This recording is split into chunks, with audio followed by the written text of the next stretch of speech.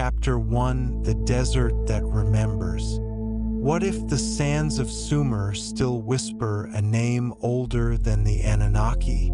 Close your eyes. Let silence take hold. Breathe in the dust of forgotten centuries. Can you hear it? That low, echoing murmur beneath the winds. A chant carried not by voice, but by vibration. This is not the sound of mere sand shifting.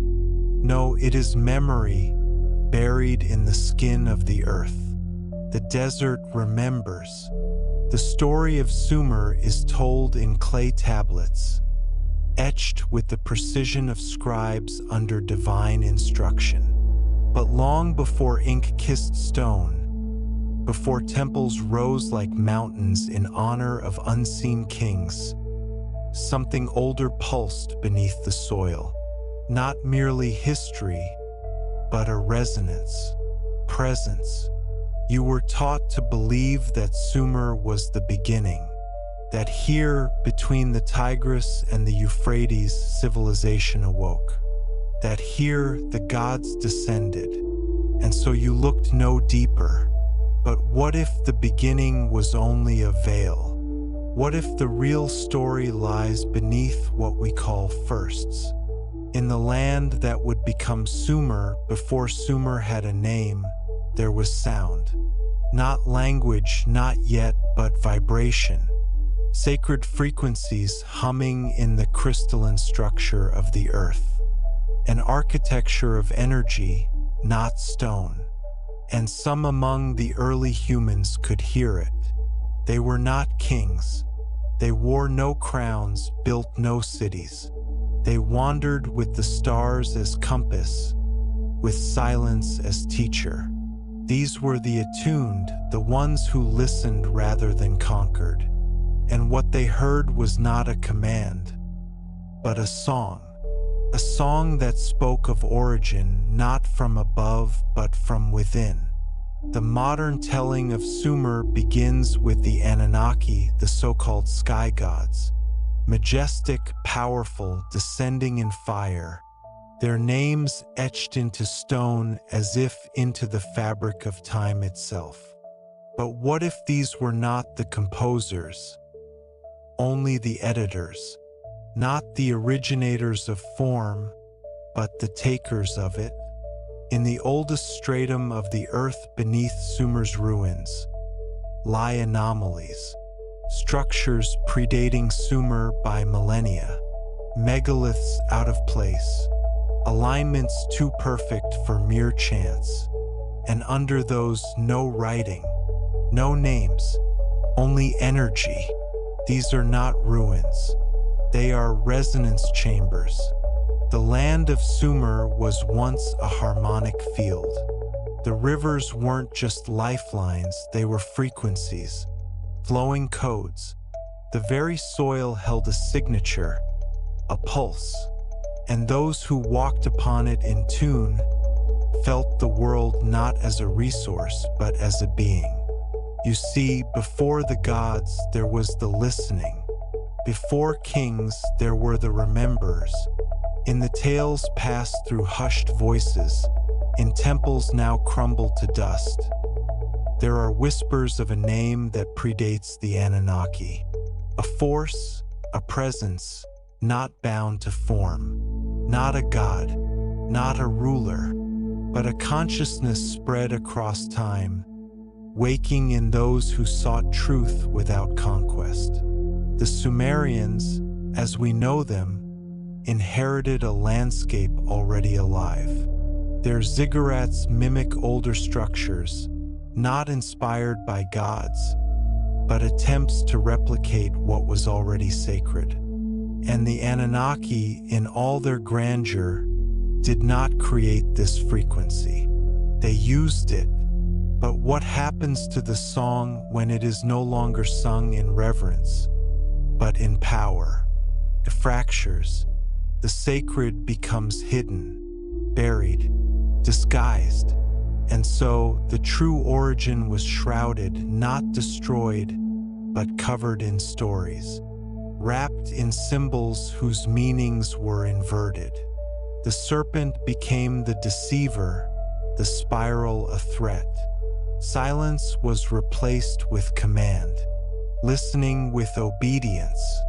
But the desert remembers. The wind still carries traces of the song. Not loud, no. Only those who grow still enough can hear it. You must walk alone beneath the stars, where no road lies, where no text explains. Only then, in the breath between moments, will the memory return. You have felt it before, a strange nostalgia in places you've never been, a pull toward something lost, but familiar. That is not imagination, it is remembrance, because a part of you still vibrates with the original song, and the earth knows it. This is why you were drawn here, not to learn of Sumer, but to remember what came before it, to feel in your bones that civilization was not born from dominance, but from resonance, that the first temples were not monuments but instruments, that divinity was not imposed from above, but awakened from within. You are not here to worship the Anunnaki. You are here to reclaim what they obscured. The truth was never forbidden. It was simply forgotten, until now.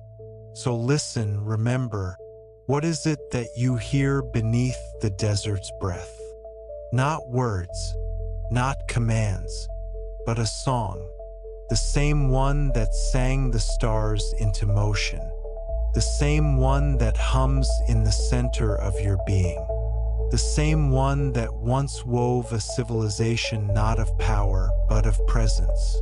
And as you hear it, you will know, Sumer was not the beginning, only the echo. Chapter 2, the ones before the gods. What if the Anunnaki were not the first, but the inheritors?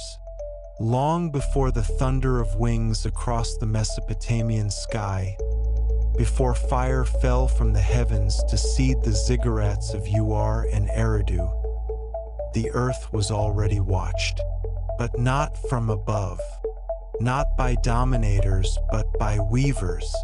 They left no empires, no statues, no myths that survived the fire. Yet the soil bears witness. The stones, aligned not to stars but to pulse lines of the earth itself, lay arteries, flowing with more than magnetism, flowing with intention. These beings were not gods, nor men, nor anything in between. They were harmonics given form, sentience shaped by resonance, consciousness that coalesced where the fabric of time was thin.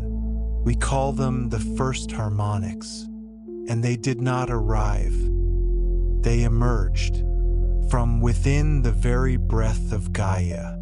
Imagine, not beings forged in womb or vessel, but summoned through frequency, called into form by attunement, where vibration and geometry entwined, consciousness stepped forward. They did not conquer the earth. They sang with her, and the earliest humans, those who wandered deserts in silence, those whose hands shaped nothing yet whose hearts mirrored the stars, they could hear this song. They could feel its structure, and from them, something sacred emerged. Not civilization, but symphony. The first ones did not build temples. They were the temples. They did not teach through words, but through resonance. Their presence could be felt, like heat around a sacred flame, like gravity in the soul. And those who listened became the rememberers, not priests, not scribes, but vessels of memory, human bridges to the frequencies of origin. They would sit for days in stillness, letting the harmonics pass through their blood. And when they moved, it was as if the land responded. Stones realigned, rivers curved subtly toward them. The world knew them because they did not seek to control it. They became it, but not all who listened remembered. Some heard the song and saw in it power, a means, not a mystery. They began to replicate the frequencies with tools, with forms. They mimicked the resonance, not to commune, but to command. These were the precursors to the gods, not divine, but divided. Fallen not from heaven, but from harmony. From the sacred symphony, they took notes and made weapons. And from that split, the Anunnaki arose not as creators, but as those who claimed creation. The Anunnaki were not the first ones. They were the fracture. They arrived in fire because they had severed from stillness. They demanded temples because they had forgotten how to become them. And in their shadow, humanity was reshaped, not into receivers of resonance, but into servants of narrative. A story was crafted, one where the gods descended, where they shaped man, where dominion was a gift, not a theft, and humanity, severed from its listening, believed. But there were whispers, hidden lodges, secret teachers. The line of the remembers did not vanish. It went underground. Across ages and lands, they kept the true song alive. They encoded it in myths too strange to be taken literally, in symbols too fluid to be reduced, in spirals, in circles, in vibration, and you have seen them, in dreams you dismissed, in places that stirred you without reason, in sounds that made your heart ache without knowing why, because you too carry the echo. The ones before the gods still vibrate within the earth, not as bodies, not as relics, but as frequencies, waiting for those who will grow quiet enough, still enough, empty enough to hear again, to reattune, to remember. So ask yourself, have you truly heard the voice of the gods, or only the noise of those who forgot the silence? Return to that still point between thoughts. There, in the breath before the name, you will feel them.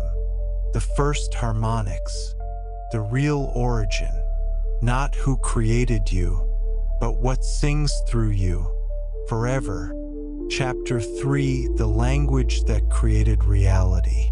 Before words name things, sound birthed form. Close your eyes once more.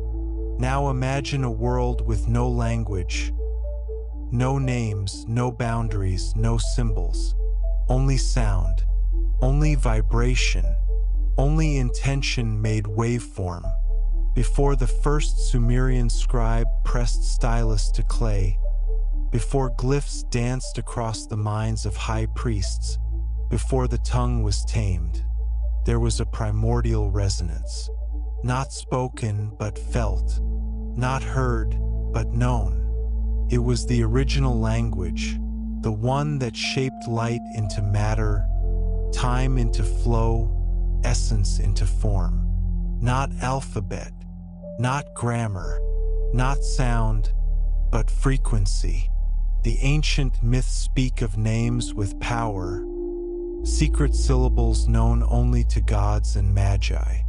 But they do not speak of metaphor. They speak of mechanics. The true language of creation was not bound to the throat, but to vibration. The earth itself is a resonating body.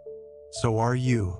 And the first ones, those who walked before Sumer, knew this. They did not write.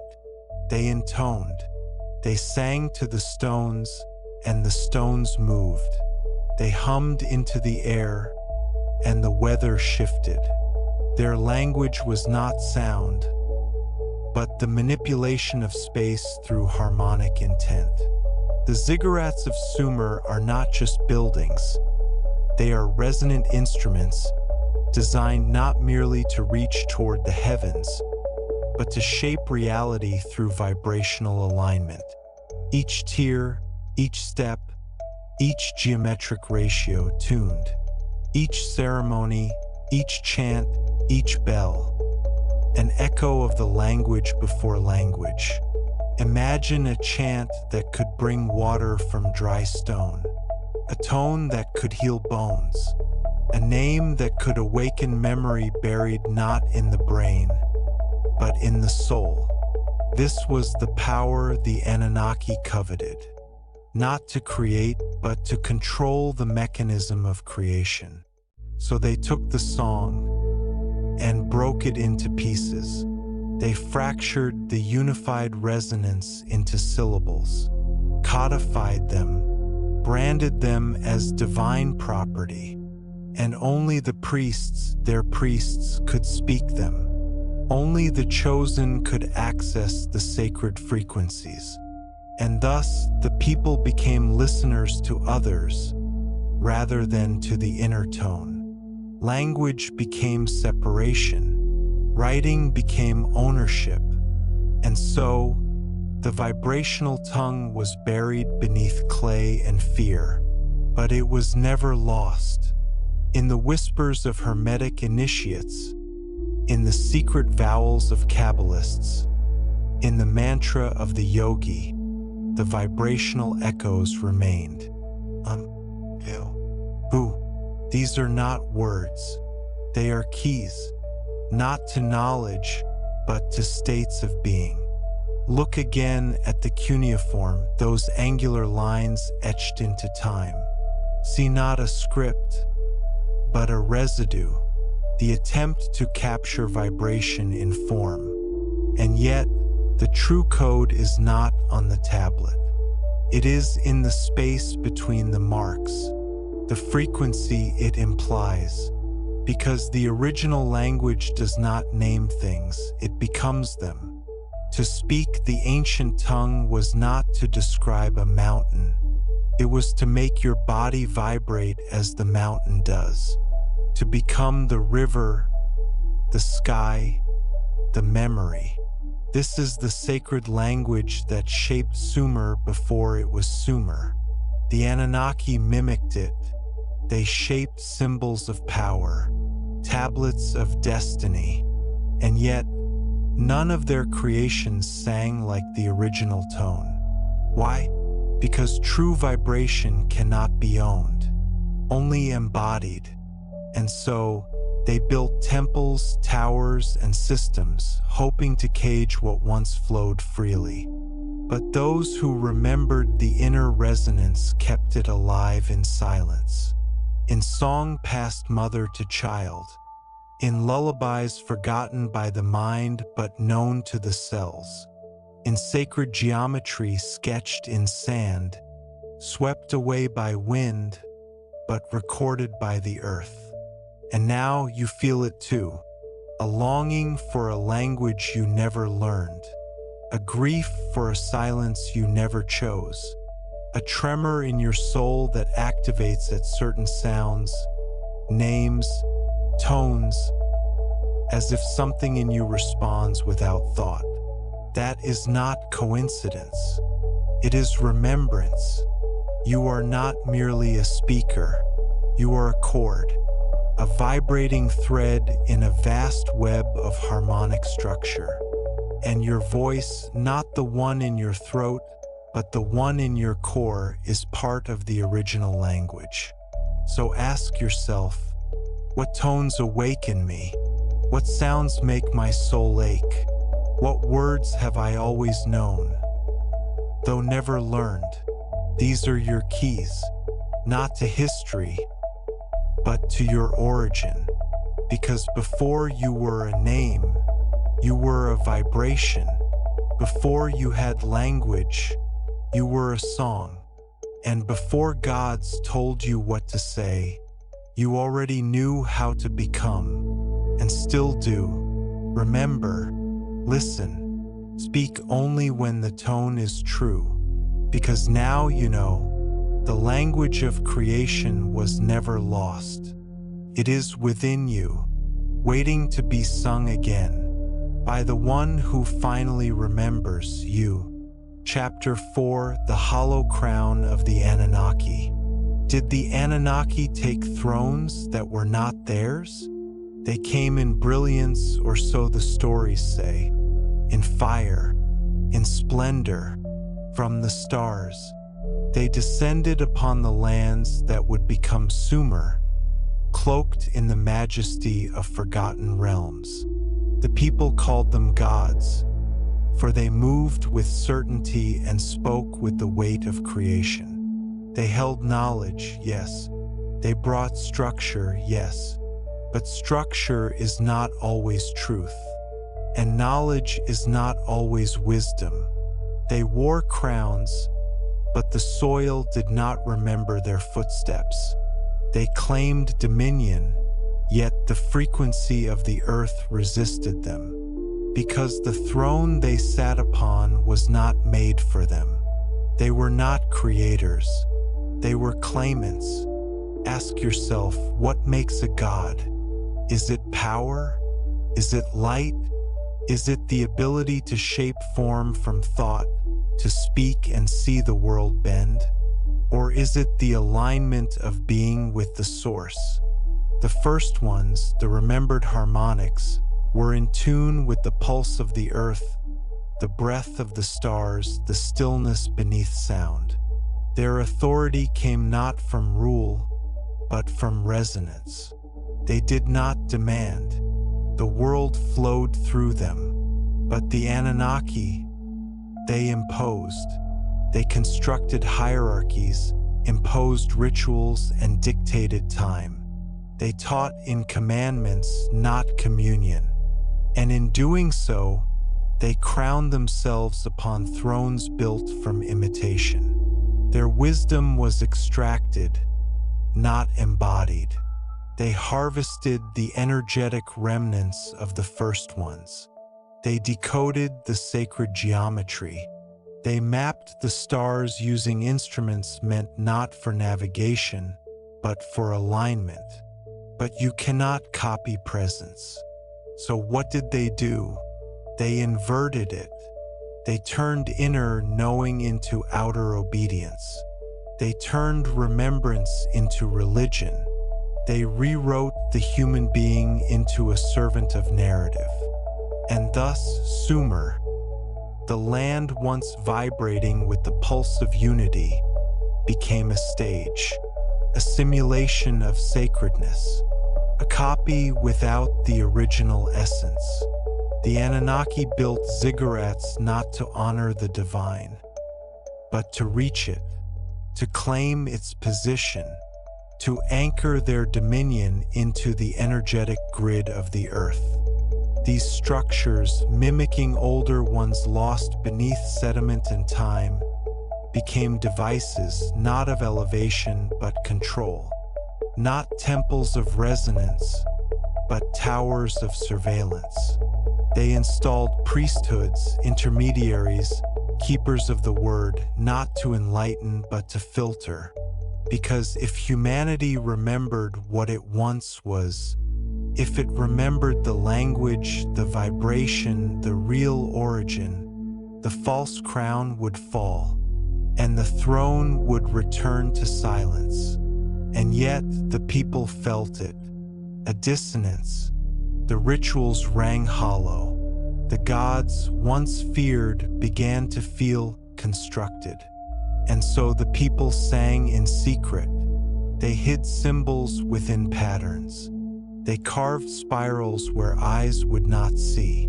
They painted the serpent, not as a deceiver, but as a reminder. The spiral of DNA, the curve of time, the undulating memory of that which cannot be tamed. And what did the Anunnaki do? They turned the serpent into an enemy. They split the one into gods of light and darkness. They created duality, and in that fracture they found their rule. Because a mind divided cannot remember. A soul in fear cannot hear the original tone. And so Sumer became the playground of polarity, not a land of truth, but of illusion dressed in gold. But there were still rememberers, wanderers who felt the discord, healers who intuited the false light, mystics who dreamed of a time before division. And in their bones they knew the Anunnaki did not bring the crown. They took it, and like all things taken without resonance, it cannot endure, because only that which is aligned can sustain. All else crumbles. So ask yourself, who placed the crown upon your head? Was it your soul or your programming? Do you rule your temple, or do echoes of false gods still speak through your thoughts? Because the thrones of the Anunnaki were never thrones at all. They were masks, and now the age of masks is ending. Not in fire, but in remembrance. You do not need to overthrow gods. You only need to remember you are not beneath them. The real authority lies not in sky palaces, but in your alignment. Not in bloodlines, but in resonance. And when you return to your inner frequency, the illusion collapses, the crown vanishes, and in its place silence, clarity, truth, because the true throne was never a place of power. It was a state of being, and it always belonged to you. Remember this. The Anunnaki came with crowns, but the earth never bowed. Chapter 5, The Forgotten Builders. Where are the ones who laid the true foundation? Look not to the temples, not to the tablets, not to the thrones erected upon illusion. If you seek the origin, you must look beneath, deeper than clay, deeper than time, deeper than even memory. For before the Sumerians etched their gods into stone, before the Anunnaki thundered across the skies with stolen names, there were others. They built with stillness. They carved with frequency. They aligned not only stones, but realities. The forgotten builders. They left no inscriptions, no myths of conquest, no songs about power, yet their mark lives in the veins of the earth, in geometries too vast to notice, in alignments too precise to be chance, in a harmony of matter that science has never fully explained. They were not Sumerian. They were not even human in the way we define it today. They were bridges between vibration and form, architects of the unseen, not gods and not spirits, but translators of divine structure into earthly manifestation. They built not for worship, but for attunement. Imagine a temple whose proportions sing, a chamber whose silence heals, a structure whose presence shifts your state of being without a word spoken. This was their craft. Theirs were not monuments to ego, but instruments of alignment. And you can still feel them, not with your eyes, but with your inner field, in places where the veil grows thin, where the wind carries memory, where time seems to pause not from emptiness, but from fullness. Consider the ancient foundations beneath Eridu. Beneath you are, beneath the cities of kings, older than dynasties, cut from a knowledge lost to modern minds, stones too massive for known tools, placed with precision so perfect they aligned to stars as they were thousands of years ago. And yet, no inscriptions, no names. Why? Because what they created was not for the ego. It was for the Earth's memory. These builders did not need records. They encoded their legacy in resonance. Their symbols were not carved, but formed. In magnetism, in crystal, in spatial coherence, in spirals that mimic galaxies, in chambers that echo only at sacred frequencies. And these places, the few that remain, still call to the remembers. You have stood in them, perhaps unknowingly, felt the hairs rise on your arms, the quiet pressure in your chest, the clarity that descends without thought. These are not emotions, they are recognitions. You are not learning, you are reconnecting. The forgotten builders were not forgotten by accident. They were erased. Their silence was too powerful, their truth too incompatible with control. So the invaders, the imitators, covered them with noise. They built over their temples. They named gods where there were none. They replaced harmonic architecture with theatrical grandeur. And in doing so, they buried the key. But the earth never forgets, and neither do you. Across the world, in Sumer, in Egypt, in the Andes, in the deep Pacific, traces remain of a global language of structure, not built by one culture, but by a shared consciousness, a harmonic blueprint expressed in stone. What we call megaliths were not anomalies. They were points in a grid, nodes of remembrance, each one singing into the fabric of the planet, each one placed with knowledge not taught but tuned into. And the builders, whether known by name or lost to myth, were the antennae, the ones who remembered how to shape space into song. Ask yourself, why do certain ruins still resonate? Why do some stones ring like bells? Why do some chambers echo only at certain tones? Because they were not ruins. They were tools. And in forgetting the builders, we forgot how to use them. But not forever. The frequencies are returning. And with them, the memory. You are part of this return. You are not merely a descendant. You are a builder awakening. The geometries live in your bones. The codes speak in your dreams. You feel drawn to patterns you cannot explain. You are not lost. You are being called back. So listen, touch the stone, sing the tone, stand in the chamber and let the silence remember you. Because the builders are not gone. They are in you. And when enough of you awaken, the forgotten will rise again, not as monuments, but as vibrating temples of human remembrance. The real ones, the true foundation, not built to rule, but to align. And that alignment begins now. Chapter 6, The Awakening of the Rememberer. And what if it was never about them, but about you?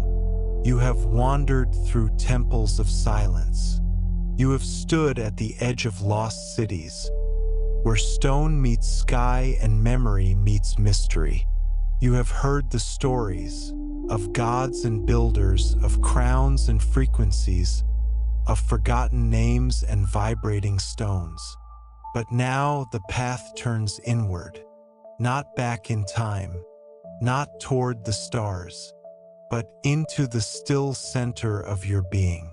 Because this was never just about Sumer, never just about the Anunnaki. Never just about the builders, the harmonics, the sacred tones, or temples. It was always about you. You, the remember. You whose blood hums with ancient rhythms. You whose dreams carry blueprints. You who have felt the call without words, the ache that cannot be explained, the pull towards something beyond logic, beyond dogma, beyond the stories told by conquerors. The deeper truth is this: you are not the student of history. You are the key it was built to unlock. The illusion was designed carefully to keep you looking outward, to fill your time with questions of when and who and how, but never why. Never, why do I feel this? Why does this name echo? Why does this place stir something I cannot explain? Because if you asked why, truly asked, the illusion would crack, and the echo would become a voice. Your voice, not the voice shaped by language, but the vibration that existed before speech.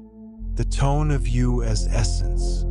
The rememberer is not one who knows, but one who feels what was never forgotten. And that feeling, subtle, sacred, silent, is the doorway. You have stood before it many times, in stillness, in awe, in longing. Now the door opens, not into the past, but into a deeper now. A place where you no longer chase the builders, the gods, or the songs, because you have become the instrument. The builder's memory is in your bones. The first one's resonance is in your breath. The language of reality pulses beneath your thoughts. You do not need to seek it. You need only stop resisting it. This is the moment of awakening. Not grand, not loud, but still and vast. You begin to remember you were never a servant of these ancient powers. You were never a product of their crafting. You are not the clay. You are the potter reborn, the soul who stood before form, who chose to forget so that you might remember fully. Not through story, but through being.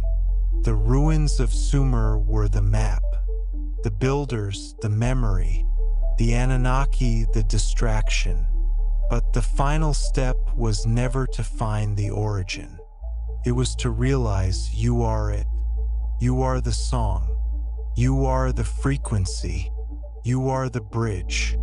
And the moment you remember, not in mind but in alignment, the entire grid responds. Because consciousness is not passive. It is fractal. Your shift becomes the shift.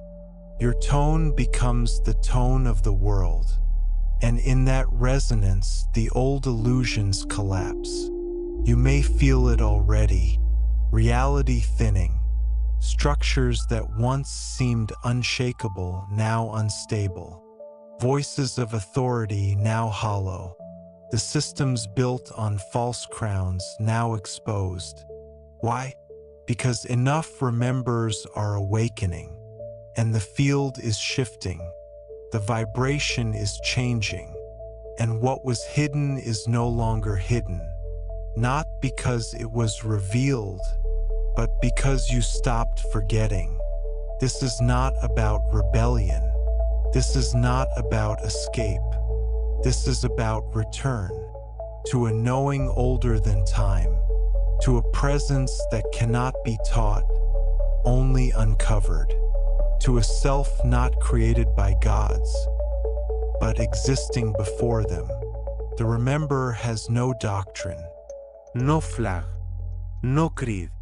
Only a tone, only a vibration, only a silence that sings, and that is enough. So pause now, let go of seeking, feel into the core, what stirs, what remembers, what was never truly gone. only quiet. This is your true inheritance, not the legacy of kings, not the words of priests, but the knowing that you have always been the temple.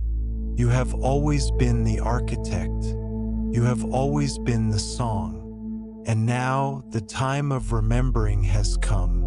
Welcome back to the truth that has no name, to the source that needs no myth, to you before the world forgot you. Now it begins, not a story, but a vibration, not a belief, but a being, not a history, but a return. Remember, resonate, awaken,